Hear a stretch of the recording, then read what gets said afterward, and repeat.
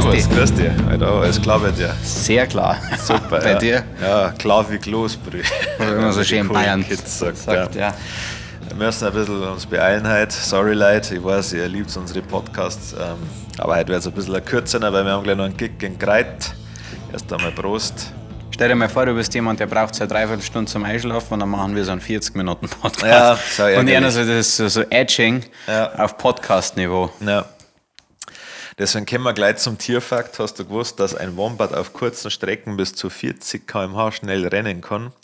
Im Verhältnis, dass du dir vorstellen kannst, das ist so schnell wie ein Schäferhund. Das Schäferhund sind schon Schäferhund. 40 km/h. Was läuft der Jusche am Bolt? Keine Ahnung. Ich glaube 45. Nein, Schmarrn. Das würde mich interessieren. Red du ruhig weiter. Ja.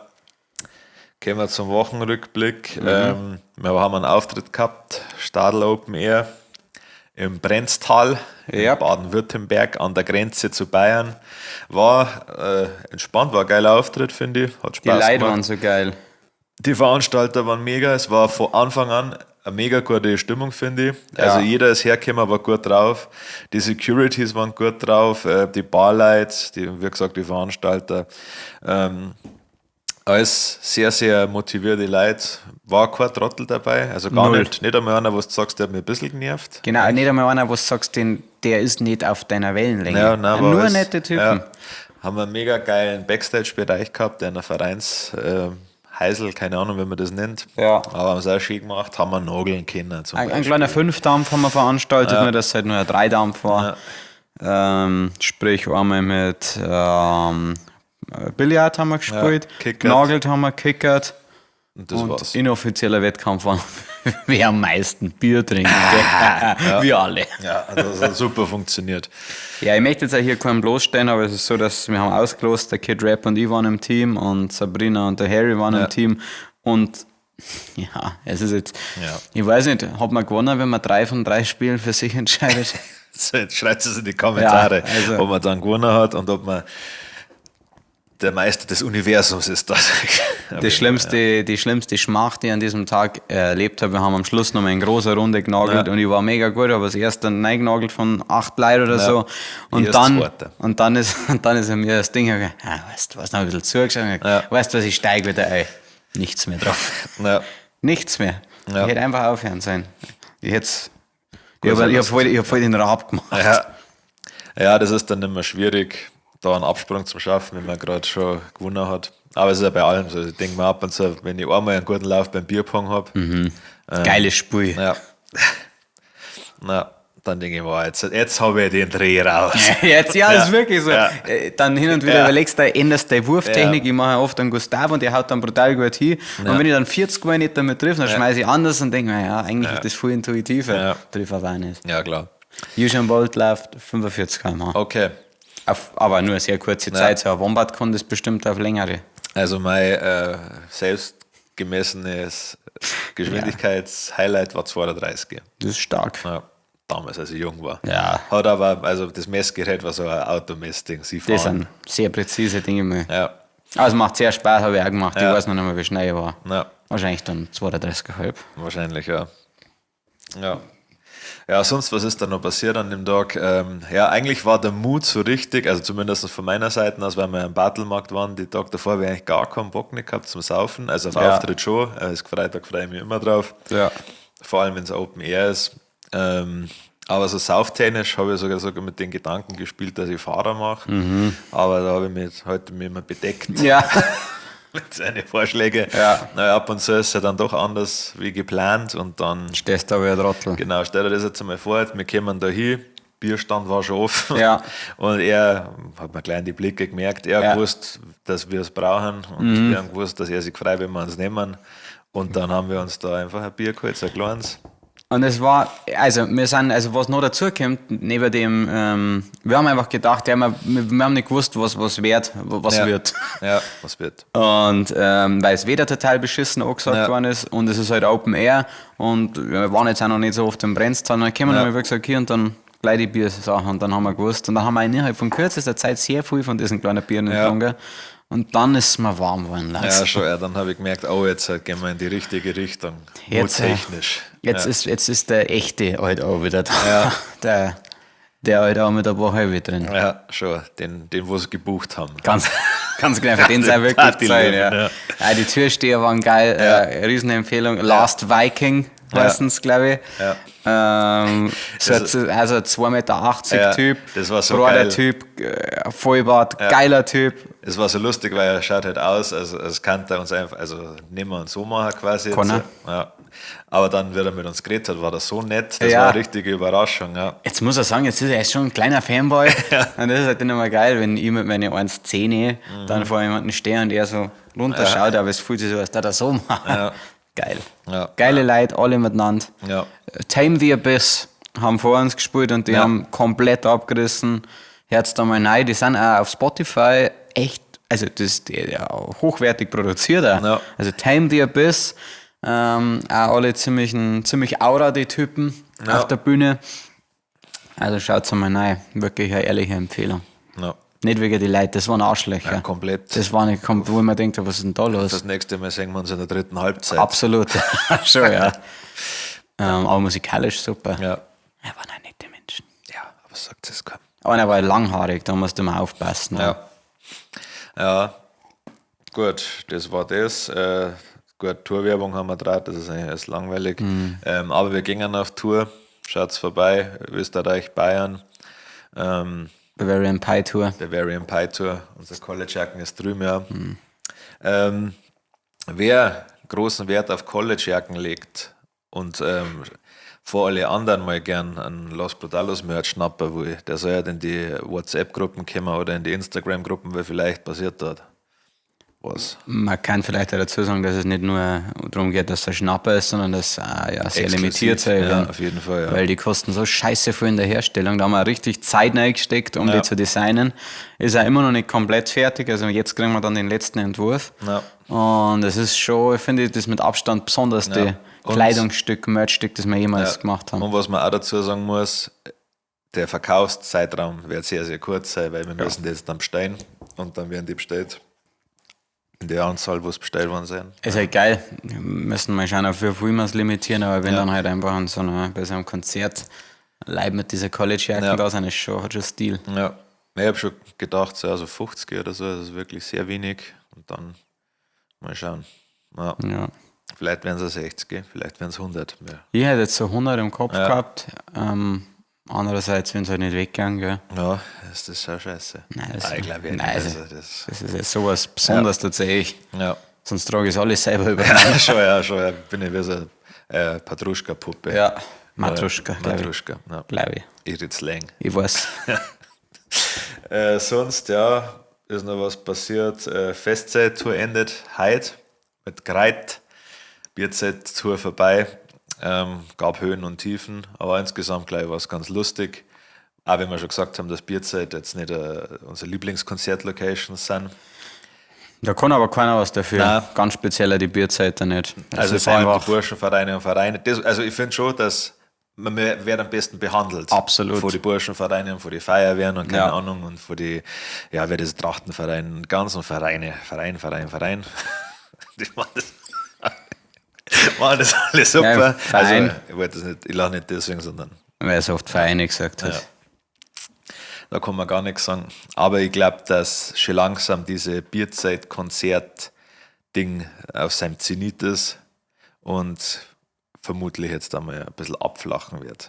Offensichtlich. Ja, also ja nicht nur bei uns, sondern insgesamt. Ja, ich weiß schon, also das ist ja, wir haben schon oft ein bisschen an uns gezweifelt, ja, dieses Jahr, wenn dann halt schon an so eine Bierzeit einfach, wenn da 1500 Leute reinpassen und es kommen halt, keine Ahnung, die Hälfte, dann ist das natürlich irgendwie frustrierend, aber ja, also wie du schon sagst, ich glaube, die Konstellation Bierzeit mit Konzert, also Bierzeit als Konzertlocation ist einfach nicht mehr so das. Außer Coverband, aber da geht es halt dann ums Bierzeit, da hat auch keiner schlechtes Gewissen, wenn er nicht hierher oder das kannst du auch auf die plätschern lassen, da geht es halt dann nur ums Saufen. Und bei einer Coverband ist ja oft so, also so Konzertabende kosten ja ab 20 Euro aufwärts. Also meistens ja schon fast so 25 bis 40 Euro, sage ich mal, je nachdem, wie viel Band spielen. Und der Coverband, da musst du halt ein Fünfer zahlen. Ja. Und ich glaube, dass das aktuell schon was ist, was auch viele junge Leute dann quasi davon abhält zum Kommen. Ja. Weil 20 Euro, 15 Euro sind dann doch ca. 15 Euro mehr. Ja. Ja, die sagen halt dann einfach, gut, da gehe ich einfach auf ein richtiges Konzert für einer. Oder halt gar nicht. Ja, und dann ist ja die Kombi oft vielleicht nicht so, was die Leute taugt, dass sie sich denken, spielt Los Brutalos, da komme ich nicht. Ich hätte lieber nur, keine Ahnung. Die anderen, egal wer spielt, ja. Ja. Na gut. Ja. Ansonsten steht Charlie Kirk da. Oh. Ja, falls wir da drüber reden wollen. Mei, können wir ganz, also ich weiß nicht, wer von euch Charlie Kirk kennt. War, da würde ich mal sagen, etwas rechter Typ. Ein sehr konservativer Arme, der Trump auch unter anderem mit zum Sieg verholfen hat bei seiner Wahl. Ich habe ihn tatsächlich bei YouTube einfach nur verfolgt, weil ich seine Art zu reden ganz geil gefunden habe. Also die Kunst des Debattierens war da ziemlich stark drin. Tatsächlich völlig unabhängig von den Inhalten. Ja. Und dann war ich sehr schockiert. Also der ist nicht am schönen Hals geschossen, ihr werdet es vielleicht schon mitgekriegt haben. War Vater von einem 3-jährigen und einem 1-jährigen Kind. Da kämen jetzt die ganzen Videos. Das ist das, was ihr so hasst. Und dann singst du, die Videos von seine Kinder. Das ist schon heftig. Aber ja, das war's schon. Jetzt müssen wir mehr zu Charlie Kirk sagen. Mein Beileid. Na, den Typ tatsächlich nicht kennt. Ja. Okay, Thema der Woche, die Kunst des Vorglühens. Oh, geil. Wow. Glühst du gern vor, auch? Ja, ich glühe sehr gern vor, aber mittlerweile aus einem anderen Grund wie früher. Jetzt ist es so, ich bin halt sau gern an eine von unseren Locations, um zu saufen. Ja. Und früher war es, weil ich halt einfach schon so besoffen wie möglich da hinkommen wollte. Und jetzt gehe ich halt eigentlich nur noch an Locations, wo ich auch wo ich noch nicht saubsoffen sein muss, sondern wo es auch okay ist, wenn ich mich vor Ort zusaufe. Ja. Weißt du, was ich meine? Ja, ich weiß genau, was du meinst. Also wenn du früher in Disco gegangen bist, war Disco eigentlich scheiße. Ja. Und man ist halt da hingegangen, weil alle da hingegangen sind. Ja. Und damit ich nicht wie der Deutscheste Deutsche da drin stehe, sondern ein paar lockere Moves drauf habe. Ja. Und man sagt, dass der Dr. Kidrap noch einen feinen Shuffle aufs Parkett legt. Ja, jederzeit. Ja, habe ich schon 2 Promille braucht auf jeden Fall, damit ich da mein Bushido-geschädigtes Hirn locker machen kann, weil man tanzt in der Disco nicht, weil damals ist da propagiert worden. Ja. Und das hat mich massiv beeinflusst. Ich glaube, viel von uns. Ja. Also alle in unserer Ding. Ich glaube, es hat ein paar gegeben, die hätten sich gern bewegt, aber die sind sofort besser angeschaut worden. Ja. Wenn dann mal jemand neben dir und auf einmal so macht. Ja. Nicht hier. Ich glaube, deswegen sind wir also Trinker geworden, weil was machst du denn dann da drin? Also ich trinke davor, ich trinke dann da drin, weil ich bewege mich ja nicht. Da kannst du ja nicht unterhalten da drin, weil die ganze Zeit wummert der Bass mit 180 Dezibel. Da denke ich gerade zum ersten Mal drüber nach, weil wahrscheinlich ist das für andere Leute so, die haben einen Spot, also eine Basis in so einem Club. Da stehen eine Getränke in einer Hamis und dann sagen die einfach zwischendrin, lass uns mal tanzen gehen. Ja. Wie wenn man an einem See ist und sagt, wir springen jetzt kurz ins Wasser, um dann wieder zu einem Getränk zu gehen. Ja. Und bei uns ist es eigentlich so, dass wir einfach nur am See hocken und uns komplett behindert saufen und die anderen im Wasser zuschauen. Ja. Es ist bestimmt, wenn du tanzen kannst und dir tanzen Spaß macht und du auch fein damit bist, wenn man die beim Tanzen sieht, weil das gleich war immer so unser größtes Problem. Ja. Tanzen ist ja auch so ein Ausdruck von Emotionen irgendwie. Ja. Und das wollten wir ja damals auch überhaupt gar nicht, dass wir ja ansatzweise nahbar sind. Wir wollten immer enorm geil wirken. Ja. Das machen wir jetzt unabsichtlich, dadurch, dass wir sehr, sehr erfolgreiche Musiker sind. Schon. Ja, das war mir jetzt mittlerweile wurscht, ob man zuschaut. Ich kann es halt leider einfach nicht besonders gut. Und glaubst du kannst das, wenn du es üben darfst? Ja, also ich weiß es nicht, ob ich so. Also ich müsste mal so ein paar Moves raussuchen. Ich glaube, das wird dann schon funktionieren. Aber ich glaube jetzt nicht, dass obwohl es wahrscheinlich dann wie mit allem, wenn du das übst, keine Ahnung, wenn du dann den einen oder anderen Move drauf hast, dass dann die selber ergänzen kannst. Wahrscheinlich, ja. Ich hole mal wieder Step Up to the Streets, die DVD, Tanz-DVD für uns 2000, dann haben wir einen großen Spiegel drüben. Stell dir mal vor, die anderen schauen da, wenn wir auf einmal auf der Bühne stehen, wir sagen einer von gar nichts und dancen richtig krass. Ja, das war geil, ja. Aber einen Rumba. Ja, schon. Ein Flamenco. Ah, das war's. Ja. Was ist für dich die perfekte, also erzähl mal, wie du früher vorglüht hast, also zu deiner Hochzeit. Ja, zu meiner Hochzeit gab es 3 Möglichkeiten. Entweder, ich habe nämlich Zeitung austragen, wir haben da schon gesoffen. Tatsächlich habe ich ja sehr lang gemacht, also ich glaube, bis ich Gesoffen beim Zeitung austragen. Also ja, insgesamt Zeitung austragen, aber auch gesoffen beim Zeitung austragen. Ja.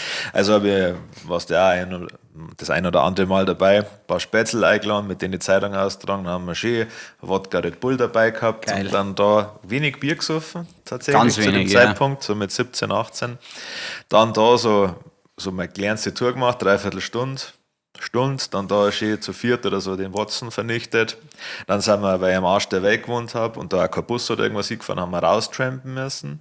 Wenn uns meine Mom nicht gefahren hat, weil alle anderen Eltern sind nie gefahren. Ja, stimmt eigentlich. Bei mir irgendwie auch nicht. Ja. Nur meine Eltern. Ja, da war ein Flo, seine Mama ist ab und zu schon gefahren, aber sonst eigentlich wenig. Ja, dann halt raustrampt oder nach Schaftlach trampt und zum Zug zum kommen.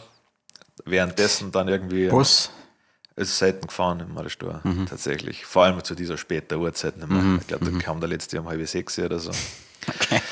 Ja, also ganz früher die Assi-Variante war die, dann nach Dates fahren, meistens in den unteren Vorraum vom Kino gehen, wenn es geregnet hat oder so, sonst waren wir draußen an der Isar. Okay. Dann haben wir uns da unten reingestellt und dann haben wir da gesoffen. Und da bei den Treppen? Ja, da bei den Treppen, ja. Da habt ihr gesoffen? Ja, also wenn es schön wieder war. Sonst, wenn es schön wieder war, innen drin? Innen drin, ja. Warum der Spot? Das habe ich noch nie gehört. Erstens, weil man dann nicht mehr raufschauen können, ob im Blue schon viel los ist. Ah, quasi. Klar, vor dem Blue, ja. Darum ist es gegangen jetzt. Ja, klar. Zweitens, weil auf der anderen Seite die ganzen Loser waren, die wo unter dem Edeka Parkplatz verdeckt da gestanden sind. Ach so, C&C. Ja, genau.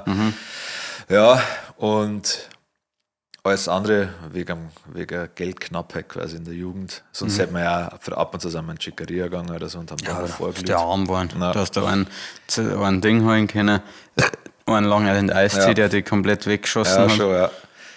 Und dann war das Ding gut bezahlt. Ja, das war so die 16, 17 Assi-Variante. Dann ist man ein bisschen kultiviert. Nein, jetzt ehrlich gesagt, mich interessiert gerade die Los Brudalos Anfangszeit. Das ist da, wo alle dabei waren. Ja, also da war es meistens so, dass wir entweder bei mir gestartet haben im Studio, dass wir da vorgelegt haben und ein bisschen recorded haben.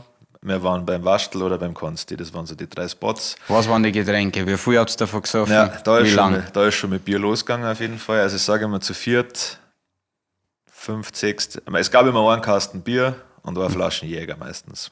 Echt, oder? Ja, und die haben wir dann gesoffen, also komplett alles, je nachdem. Außer wir waren nicht mehr, dann hat es halt mehr Schnaps gegeben. Also ihr habt davor schon, ihr habt da 4 halbe gesoffen und eine Flaschen Jäger? Ja, meistens schon.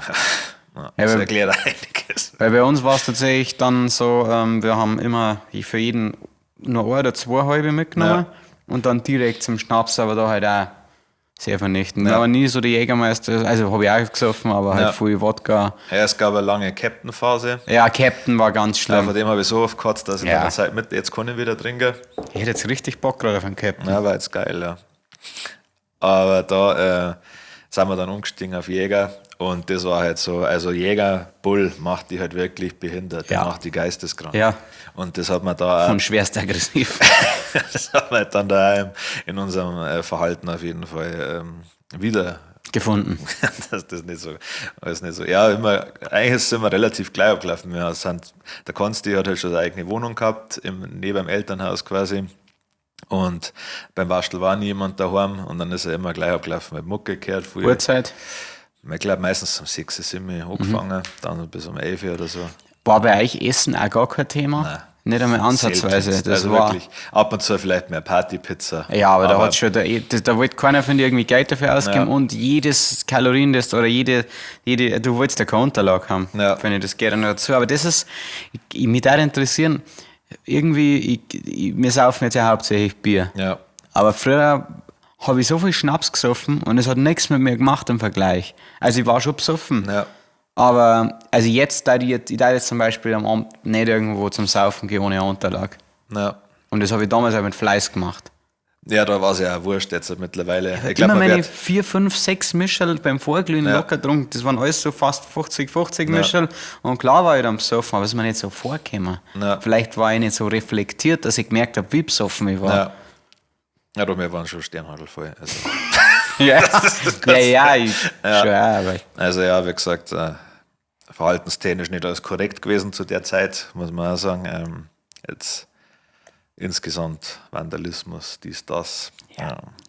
Letztens ein schönes Video dazu gesehen von einem Typen, der scheinbar der scheinbar einen Blumenkübel irgendwo in den Bach geschmissen hat. Ja. Das war ein alter Typ und er hat dann gesagt, ja, was kostet er denn? Hat er gesagt, ich zahle dir das Ding. Ist jetzt reingeflogen, hat er gesagt. Aber geil.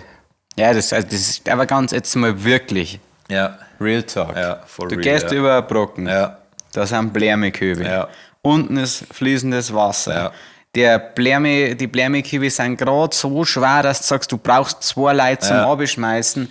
Einfach nur da. Das bedeutet, du gibst die jungen Leute Herausforderung. So ein kleines Ding, da kann er abschmeißen. Aber so einer, wo du gerade schon sagst, kann man das zu zweit schaffen? Und dann stellst du es da nicht direkt an der Brücke, wo unten Wasser ist, weil ich glaube, die wenigsten werden es von oben auf ein Ding schmeißen, auf Straße oder irgendwas, was kaputt geht, kann Wasser, denkst du, und da ist ja auf die Nacht ist ja da auch keiner unterwegs, also du kannst ja keinen verletzen oder so, außer du fällst selber mit runter. Was schon sehr wahrscheinlich ist, ja,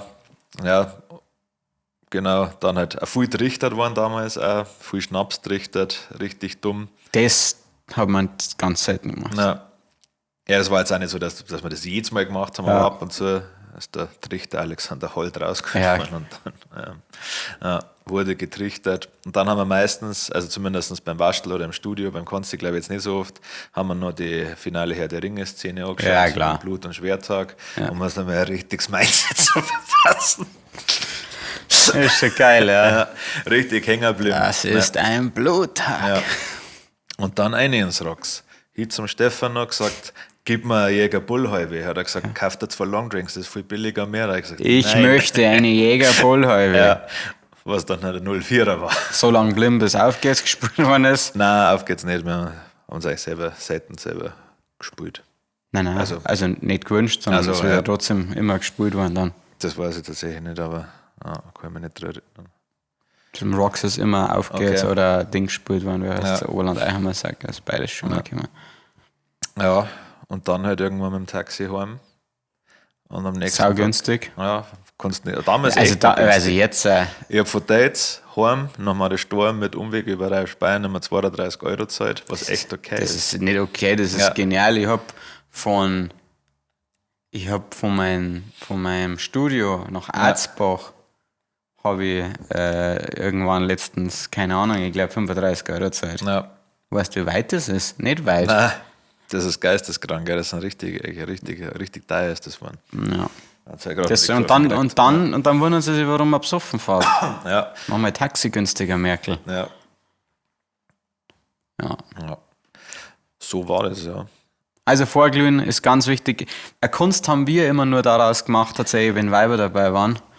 Weil da waren halt ein paar dabei, die haben gesagt, ich mag halt nicht so viel trinken. Und dann ist es eigentlich darum gegangen, wie bringen sie es jetzt dazu, dass doch saufen. Ja. Weil ich finde das immer so nervig, wenn dann Leute dabei sind, die gar nicht saufen. Nein, das war da nie das Problem tatsächlich. Ja, das Ding immer. Die haben schon gesoffen. Oder was halt auch oft war, dass man halt einfach, dass die Mädels separat vorglüht haben. Und ja, das war meistens auch so.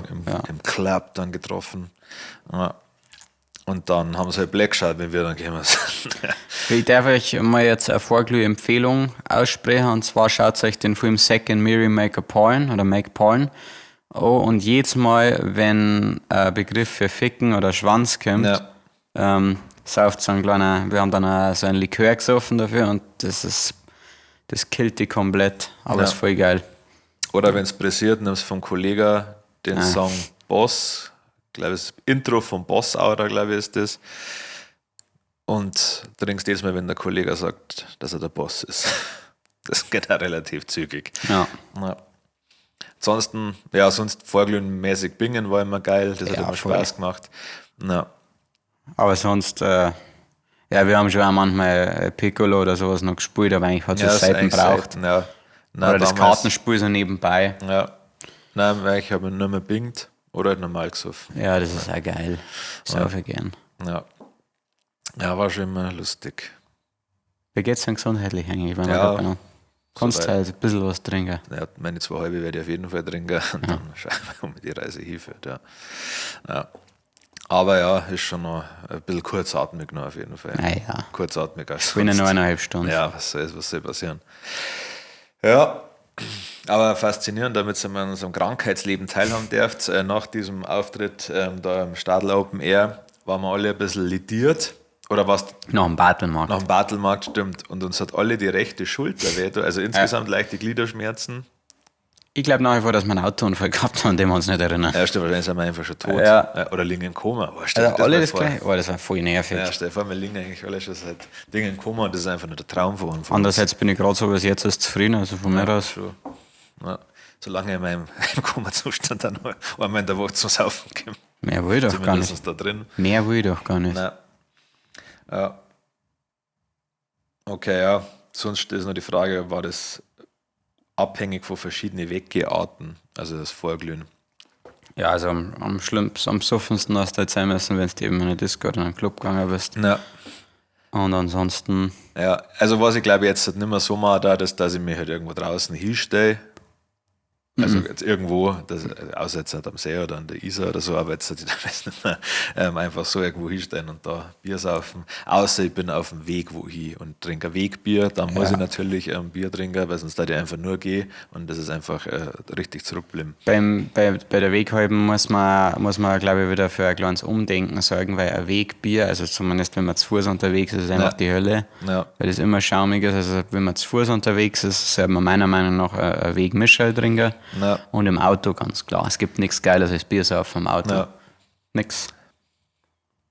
2 Bier saufen im Auto. Ja, das ist so geil. Gänsehaut. Ja. Wirklich. Schon, ja. Könnt heulen vor Freude. Na, ich glaube, wenn ich mal meine Memoiren aufschreibe, wird es sehr viel darum gehen. Ja. Im Auto Bier gesoffen. Ja, haben wir die glücklichsten Momente gehabt. Schon, ja. Der Kid Rückfahrten, Hinfahrten, Urlaubsfahrten. Ja. Super. Ja, kannst nichts sagen. Ja. Okay. Los Brutalos Favorites. Nein, machen wir gleich die Fragen. Gleich die Fragen, okay. Haben verschiedene alkoholische Getränke unterschiedliche Wirkungen auf euch? Ja, haben wir ja schon leicht angeschnitten. Also Jäger ist auf jeden Fall bei mir geisteskrank, macht mich schon richtig dumm. Ja, also auf jeden Fall Schnaps insgesamt wirkt anders bei mir als Bier. Auf jeden Fall, ja. Ich finde Starkbier wirkt auch nochmal anders wie Malzbier, also auch Festbier. Fahrt in eine ganz andere Hirnregion. Ja, schon, ja. Ja, ich finde, das merkst du, wenn du so Starkbier saufst, haben wir ja schon mal drüber geredet, aber Schnaps ist eher da vorne. Ja, so ein Bier ist überall. So, aber chillig. Voll entspannt, ja. Also mein Lieblingsrausch ist Bier und Whisky. Ja, bei mir eigentlich am liebsten mag ich Bier, einfach weil ich es am besten handeln kann.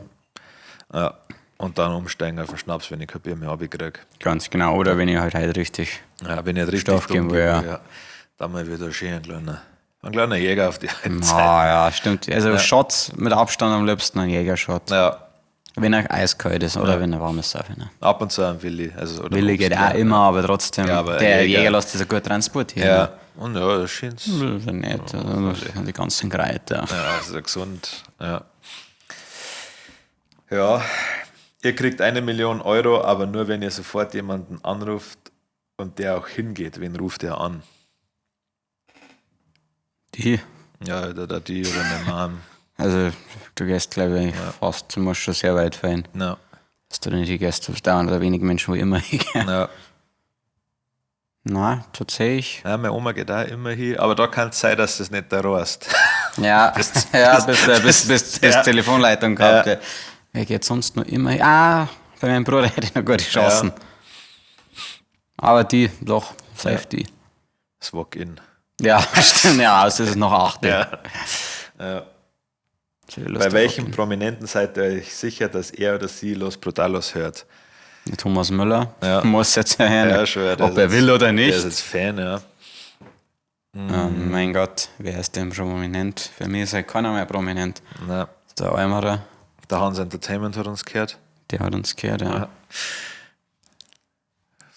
Sonst, ich glaube insgeheim viel. Ich glaube alle. Ich würde fast sagen alle. Ja. Also ich glaube ab und zu stelle ich mir das so vor, keine Ahnung, bist auf so einer A-Promi-Party und dann macht einer so. Und da ist das Los Brutalos Tattoo. Und dann ist so, hast du auch eins? Ja, alle Los Brutalos. Und auf einmal ist dann alle. Ja. Das wäre bei dem Schluss vom Parfüm und dann ficken sie alle. Habe ich leider nichts gesehen. Das ist ein scheiß Film. Du hast mir eine Zeit und ich habe es voll spannend gefunden. Ja, aber es ist trotzdem scheiße. Ich weiß nicht. Vielleicht jetzt, ich habe den ja sehr jung gesehen, vielleicht bin ich jetzt reifer und kann die ganzen Feinheiten da gereiften Geist, beim gesunden Kopf jetzt besser verarbeiten. Ich denke auch, ja. Aber gut. Wer ist die älteste Person, die ihr scharf findet aus dem echten Leben Sky oder Dumont. Prominenz? Ja, das Sky Dumont, mega Aura und gewiss ein Riesending. Da kann ich gewiss Klimmzüge drum machen, wo er so alt ist. Ja, ich darf es nicht einmal merken. Nein. Sagen, entschuldigen Sie. Wenn der ist alt und wenn der die ficken. Jennifer Anderson, die ist noch. Jennifer Aniston ist schon alt, aber nicht so alt, gell? Also ich weiß nicht, was Zeit ist alt. Für manche Leute sind wir alt. Die ist auf jeden Fall schon Ü50.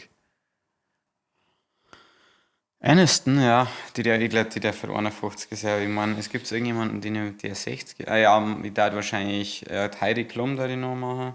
Die ist ja auch sehr alt. Dann, ich glaube, dass ich hat ja gerade jemanden gehabt, Heidi Klum ist 52. Also 20 Jahre älter wie wir. Also 60-Jährige. Ja. Madonna, da die wahrscheinlich noch ficken und die könnte schon 60 sein. Bei der Madonna. Ja, die ist immer 60. Ei. Dann da die 3 schon mal, das ist schon heftig. Der hat einen guten Arzt, oder da doch nicht? Jetzt ja, ungünstiges Foto. Egal, ja. Oh, scheiße, nein, das ist tatsächlich sie jetzt. Okay, ja, gut. Ja, egal, ist trotzdem aber Strafe Strafe haut, ja. Kannst nichts sagen. Was würde euer Bier sagen, wenn es sprechen könnte? Bitte nicht. Der dazu sagen, macht genauso weiter, weil das Bier weiß ja, dass es nur dafür geschaffen wurde. Ja. Und ja, ich weiß nicht, ob es es hasst, getrunken zu werden oder ob es ich glaube, dass es natürlich gern am Leben bleiben darf, aber andererseits möchte sie ja nicht abgestoßen werden. Und ich glaube, ich bin ein recht sauberer Trinker. Ja. Das bedeutet, ich mache nicht so Geräusche beim Saufen, so wie sehr viele andere Leute. Ja. Das sind nämlich sehr appetitliche Menschen. Ja, schon, ja. Da kannst du nichts sagen, da kannst du auf uns kannst du operieren. Ich glaube, mein Bier hat einfach nur so ein kurzes. Ja. Ja. Schön, deine flüchtige Bekanntschaft zu machen. Ja. Oh. Ja, ich weiß ja, er landet nicht in einem schlechten. Nein, und das jemand, ist vor allem, der was zu schätzen weiß. Erstens das und zweitens ist kein Bier, also ich trinke selten ein verschwenderisches Bier im Sinne von nicht saufe ich eine und dann nicht mehr. Das weißt, dass dieses Bier ist Teil von was Großem dann. Ja, schon, ja, das große Ganze, ja. Die unnötigsten Biere, die wir saufen, sind die Podcast-Biere, wenn wir das ganz selten noch weiter saufen. Ja, also wir fahren zum Gig, ja. Das war da wirklich das allerletzte, wo eigentlich jeder schon weiß, jetzt klang's, also ich rede jetzt so von Bier 16 zum Beispiel, wenn wir nach dem Auftritt noch hierher kommen und dann so viel Fight. Und dann hier noch 3 Bier saufen und dann jetzt schaut man auf die Uhr und dann checkt man so, irgendwer hat Abholen ausgemacht, wir werden in einer Viertelstunde abgeholt, aber das Bier ist leer. Ja, was willst du denn? Und dann kommt der Blick. Ja. Hey, das habe ich nicht mehr aus. Ja, dann in 8 von 10 Fällen kommt jemand zurück und sagt, wir haben nur noch warmes Bier. Stimmt. Ja. Ja. Oder wir haben nur noch irgend so ein Bier, wo wir abgeheitert haben, irgend so eine österreichische Plörre oder irgend so ein, keine Ahnung, Kackbier, wo schon seit ungelogen seit 2 Jahren im Kühlschrank ist. Nein, im Kühlschrank? Ja, oder halt in irgendwo im Sammelraum. In der Kammer der Schande. Ja, dann machst du das auf und es schmeckt entweder nach Metall oder, keine Ahnung, nach uralten Schwarzbier, keine Ahnung, und dann trotzdem. Und dann trinkst du halt noch so viel davon. Ich weiß genau, was du meinst. Ja, es passiert nicht oft, aber regelmäßig trotzdem. Also so, ich glaube so bewusst, dass fast ganz Bier, ich glaube 3-4 Mal im Jahr schon wahrscheinlich. Locker. Das nicht vergessen, wie oft wir im Jahr doch saufen. Ja, oder halt, wenn man. Das Jahr hat, glaube ich, 52 Wochen. Ja. Es passiert schon selten, dass wir an einem Wochenende. Also, wir saufen schon in die guten Zeiten mindestens einmal am Wochenende. Ja. Das bedeutet, wir saufen, sage ich mal, im Jahr, wenn es niedrig kommt, 40 Mal. Ja. Und wenn man sagt, dass da bei einem Drittel Ja, gut, ja, was einer natürlich auch noch dazu kommt, dass wenn wir heimgefahren werden, saufen wir oft in unserem Transporter noch eine. Ja. Und wie oft ich da Biere in Getränkehalter drin habe, die wo halb leer sind. Das ist ja nur gut, teilweise stehen Biere hinten am Boden, voll, offen und damit ist gefahren worden. Ja. Aber wie gesagt, besoffenen Kindern passiert nichts und Biere scheinbar auch nicht. Ja. Jetzt müssen wir leider schon zum Ende kommen. Fan der Woche ist ein geiler Typ, der hat uns auf Los Brutalos geschrieben. Der hat gesagt, das ist der, pass auf, das ist der Max. Ich bin Max, 16 und feiere eure Musik richtig. Habe gesehen, eure Website sieht nicht sehr modern aus. Ich würde aus Langeweile in meiner Freizeit einfach mal anbieten, euch kostenlos eine neue, frische Seite zu bauen. Hättet ihr Interesse dran, das ist der Max. Merci, du bist Fan der Woche. Mach uns gerne eine Homepage. Ja. Der Los Brutalos Secret-Tipp. Scheiße. Haben wir was Gutes erlebt?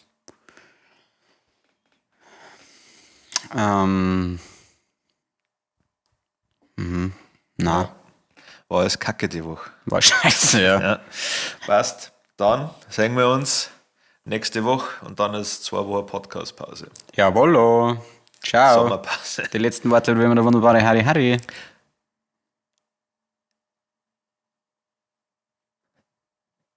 Danke.